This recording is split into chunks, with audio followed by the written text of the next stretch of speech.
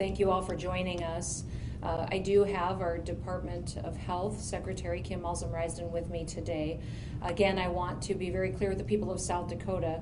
We cannot stop COVID-19 from impacting our state. What we can do is slow down the spread and do that through managing our public health.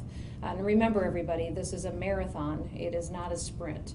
And what we are doing each and every day by getting up and using personal responsibility and taking actions at the local and the state level, it is working. I want to remind you a little bit about some of the steps that we have gone through, and that our first case was on March 10th. Since then, we made a decision to send kids home from school. We allowed our state employees to work from home and recommended that all businesses in the state do that as well. Did an executive order following CDC guidelines telling folks that they should be washing their hands regularly, that they should continue to have groups under the size of 10, that they should stay home. And if they weren't feeling well, that they should call their doctors. I'm so proud of South Dakota and all the actions that they've taken since that time. It made all the difference in the world. We are flattening our curve in South Dakota, and we are getting to a point where we will peak in coming weeks, and we will be prepared and ready and take care of those individuals that will need hospitalization or continued care from there. I want to talk a little bit about Smithfield in Sioux Falls, and I want you to know that when we respond to a situation like Smithfield and call it a hot spot, it requires a targeted, intense approach. Really right now, tied to the Smithfield facility is 70% of that county's cases.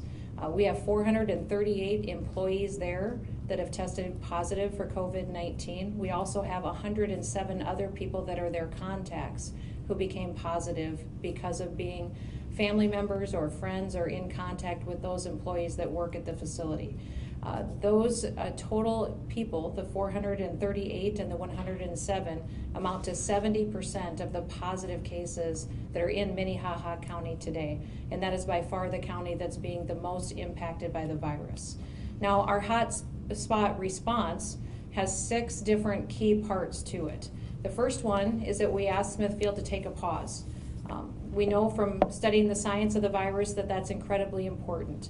To deal with the incubation period, to give people an opportunity to go home and to heal, and to make sure that we're following CDC guidelines and mitigation efforts. We also do at the state level intense contact tracing. Now, a lot of folks don't really understand the depth to what that is, but our Department of Health employees spend hours talking with someone who has tested positive, finding out where they have been in recent days, who they've talked to, what places they may have visited. Every single person that they were in contact with within 6 feet of distance, we interview and we talk to, and we make sure that if they've been exposed to someone else, that we're reaching out to that person. This is an intense process, and then we log and calculate and keep track of all that data to make sure that we're isolating those who have been exposed and that they're taking precautions to make sure that we're slowing down the spread of this virus in our state.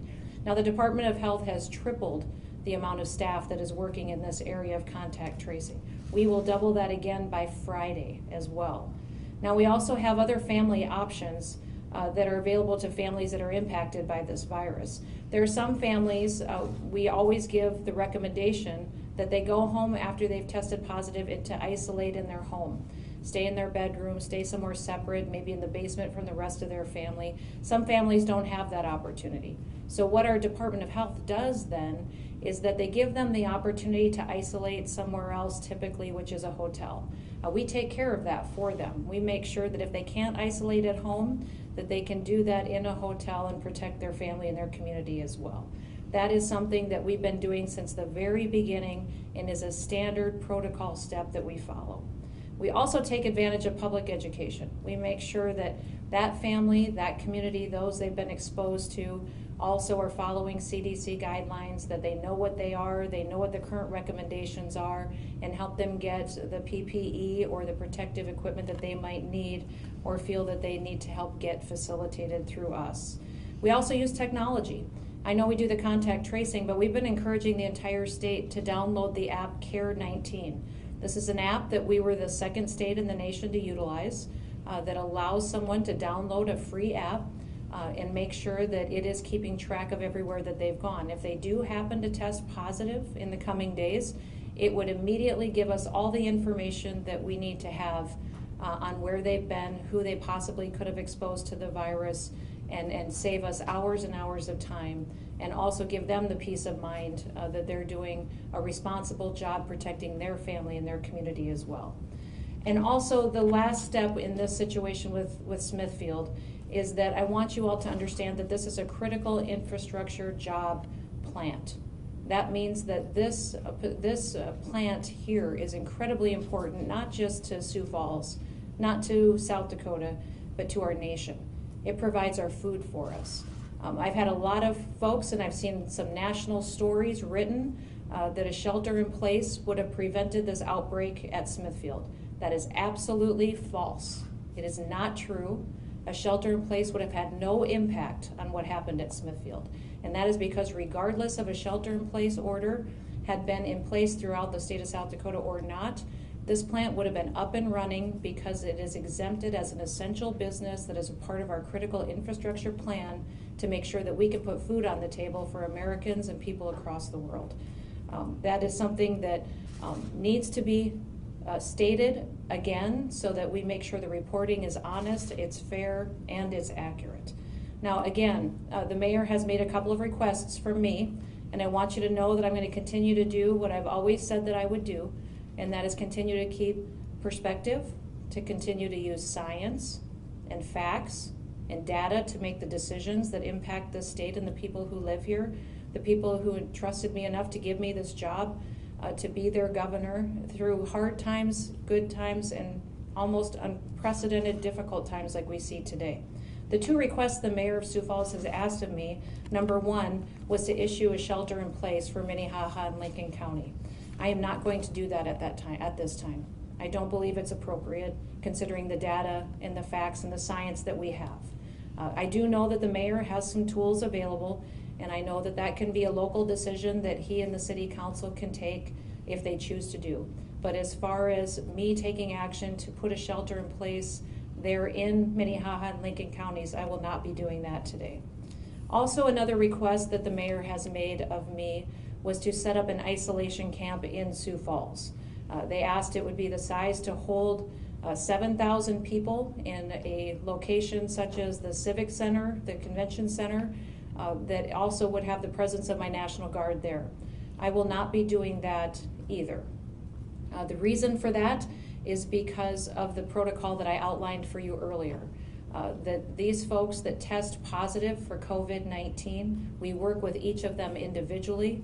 We give them the opportunity to go into isolation at home where they're comfortable. And if they can't isolate there, or they choose to isolate somewhere else, that we make other arrangements to put them in a hotel room somewhere where they will have privacy, not somewhere like a camp in a convention center with 7,000 other people. That is a decision that I will not be making at the state level, but if the local community and the mayor wants to pursue that, they certainly have that opportunity to do that as well. The last thing I'll touch on is our economic impact that we're seeing from this virus across the state of South Dakota. We have significantly lower sales tax numbers that we see coming in the door. We also have seen video lottery revenues dramatically impacted. I want to prepare you for the coming days where we will get numbers that will be shocking to all of you. We will have our March sales tax numbers be reported in April, and the first week of May is when they will come out and be available for us to look at a comprehensive picture of what we're dealing with since this virus entered our state and impacted not just people's health, but also our families, our businesses, and our economy. I want you to go to covid.sd.gov. I've included some tables and some charts on this economic impact that you can look at and use for information in the coming days so that we can have a discussion on how we move forward as a state to not only make sure that we're healthy, but also that our families are healthy and that they keep a roof over their heads and continue to be successful and live here for generations to come. I want to continue to encourage you to go to covid.sd.gov. Every day we're adding new information there, new tools there. I would ask you to continue to use that as a resource. A lot of the questions that my office gets asked, a lot of the questions that the Department of Health gets asked, they're already there on the website. And obviously we're responding to a lot of different requests across the state, and would love to see you be able to access that information as soon as possible. One of the things that somebody told me a week or so ago was that I should always keep my eye on the ball and make sure that I'm making decisions to actually do good, not make decisions that just make people feel good. That I actually focus on making sure that every decision that I'm doing will do good for the people that live here. And that has been one of the things that I think about quite often when it comes to pivotal moments where we're protecting people's health. With that, I will open it up to any questions that you may have for me or for the secretary today. I have a question. We received a press release from the Labor Department today, and it said that, I guess the end of the question is, so they said that people are, they've made calls for people to get jobs and people are refusing, which means that there could be fraud and all that kind of rigmarole and stuff. Do you know, so my question is, like, what kind of jobs are safe enough to go back to right now, and is that really, like, is that a problem? You know, I would say the vast majority of the businesses in South Dakota that are still open and operating today have made it safe for their employees to be there. You know, there's been some concerns, I think, with the unemployment benefits, if people would actively go out and seek to fill jobs that are there. I believe the people of South Dakota want to work and are used to working and have always worked very hard. So there are some job postings. The Department of Labor does have those. If people want to reach out to them, they can help connect them. Other questions? Yep. Part question.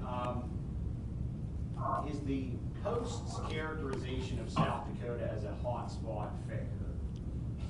And related to that, I mean, I just wanted to, you said that a shelter-in-place order would not have impacted Smithfield because it would be exempt, correct? Correct. It's a critical infrastructure job or plant as defined by the federal government. Okay. And if a city or a county in South Dakota wanted to issue a shelter-in-place order, you're saying they have the authority to do that? It depends on their local ordinances and what they have for laws at the local level. Okay. Now, I know the city of Sioux Falls has pursued some new ordinances. I'm not sure if they give them all the authorities that they're looking for. We brought a bill during the legislative session to give counties some of the authorities that cities already had. That bill failed. It was not supported by the legislature and did not move forward. I know the mayor said yesterday in a press conference that he had some of his opportunities to take care of the situation stripped away from him. There was no tools removed from cities during this legislative session. There was an opportunity to add some authorities to counties, but that bill did not pass. Okay.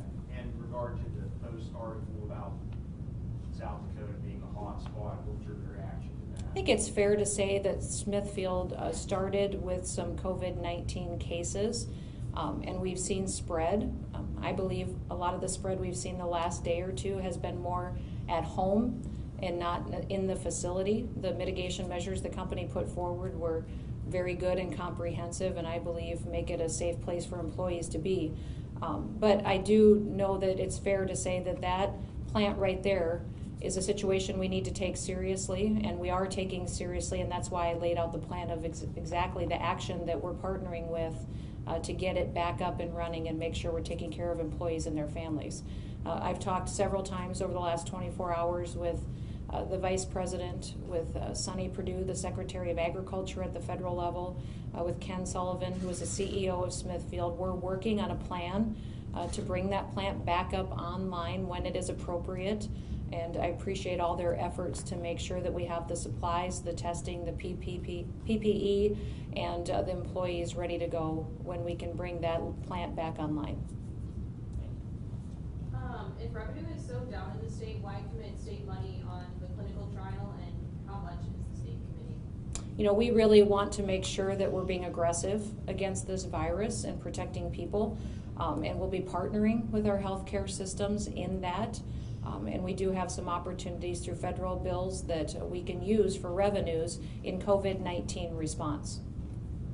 And it was very helpful that the federal government gave us 1.2 million doses of the hydroxy, because that helped to get it up and running and get the trial running and therapeutics running at the state level as soon as possible. Has the screening for the trial started yet, or do they anticipate? They started giving patients doses already as of yesterday. The trial, I'll leave to the researchers to give you details on how that's going, but it'll initially start with 2,000 people, but we do have enough therapeutics in place that we could treat up to 100,000 people in the state of South Dakota. There was a question on the phone. Yeah, thank you, Governor. This is Fran Carr from the West River Eagle. I have two questions. Sure. You said that a shelter-in-place order would not have protected the workers at the Smithfield plant. Were their family members self-isolating? Because that's the only way that those workers would have been protected. I'm not certain what you mean if you think that the family members infected the workers. The first indication we had is that the virus tested positive from an employee in the plant, and that is a critical infrastructure facility and would have been operating whether there was a shelter in place in the state of South Dakota or not. That facility would have continued to operate. My second question is, our modeling at the paper is 3,000 cases that require hospitalization by the weekend and 5,000 by this time next week. I wonder if Secretary Malcolm-Rice can talk about the capacity of the hospitals to handle the cases. Thank you. I'm not sure what model you're referring to. That would not be the model that the three large healthcare systems in the state jointly developed, so that we would be ready to have enough hospital resources in the state to deal with COVID-19. So I'm not sure where those numbers are coming from. As we've talked, the model that we're working with to plan for hospital need has a peak need of about 5,000 beds, and that peak is in mid-June. We're constantly reevaluating the data that we're using with that model, and are looking to update that, and we'll be sharing information on that as soon as we have it. Governor Noem, this is Morgan at the Rapid City Journal. Yes, go ahead, Morgan. Have you considered banning evictions and utility shutoffs? A family in McLaughlin last week had their utilities and water shut off, which makes it harder for them to wash their hands and keep good hygiene during a public health crisis. What I would encourage those families to do is to reach out to us. We have resources to help, and the Department of Labor and other agencies are working with them to get their needs met. So I would certainly welcome the opportunity for you to publish and get information out that would tell those families to contact the state of South Dakota, because we do have the opportunity to come alongside them and help them through this difficult time. But not considering that? No, not at this time. Okay, thank you. Governor, this morning, Mayor Paul Tenenbaum mentioned data points that the state might be sharing. Just wondering, I guess, if that's going to be shared soon or when that will happen. Yes, we do have data points that we're working on, and we're hoping that in the next day or two we'll finish those consultations with our three healthcare systems to agree on how the model has changed. We believe it's gotten better statewide. And we may see, as I referenced yesterday in my press conference, that Sioux Falls will peak a couple of weeks earlier than originally thought, but we still will be adequately prepared to handle those patients when they come our way. And remember, all the models that are agreed to by the healthcare systems identify how many hospital beds that we will need, how many ventilators we will need, and we believe that statewide we're in a better position today, and we want to nail down those numbers and make sure they're firm, and then we'll be bringing them to you, hopefully in the next day or two.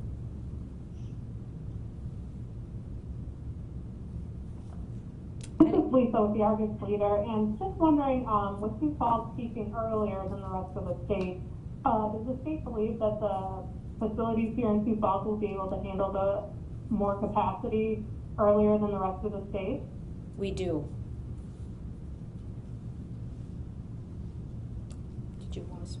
We can let Kim share a few more details, but yes, we do believe our healthcare systems there will have the capacity to handle that peak. And Yeah. Okay. Just in terms of an update, we continue to work with hospitals on an individual and regional basis so that we have a good plan to ensure that all patients will get the level of care that they need. We do have a certain number of beds staffed today. We have more capacity in those actual facilities, and we're very confident that we're going to be able to meet the need for hospitalizations for COVID-19. This is Amy Perletti with the Associated Press. I have a question about the trial of the hydroxy. I'm just wondering, the 2,000 patients would be the clinical trial, correct? And then with the ability to treat up to 100,000 people, would that be like a therapeutic thing that wouldn't go through the trial? And if so, did that raise some safety concerns or concerns about possible shortage of the drug for people who need it for things like lupus? Well, I'll address the last question first. The drugs that we'll be using for the trial will not be part of the usual supply chain that will be used by people that have other needs for that drug. So folks with lupus and other diseases will still have access to the hydroxy that they need. The way the trial will work is that there are two groups that will have access to this drug. The first group are people that are positive with COVID-19 who are either hospitalized or can be served on an outpatient basis. That is by far the largest number of people that will have access to this drug.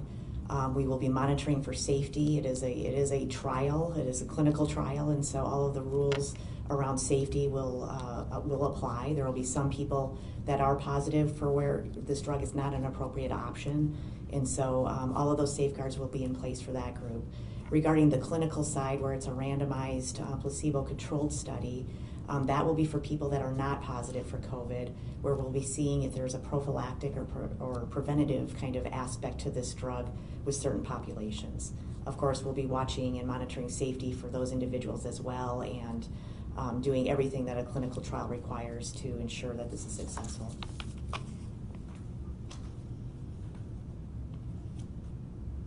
Further questions? Is there a question on the phone? Okay. Thanks so much, everybody. We'll talk to you tomorrow.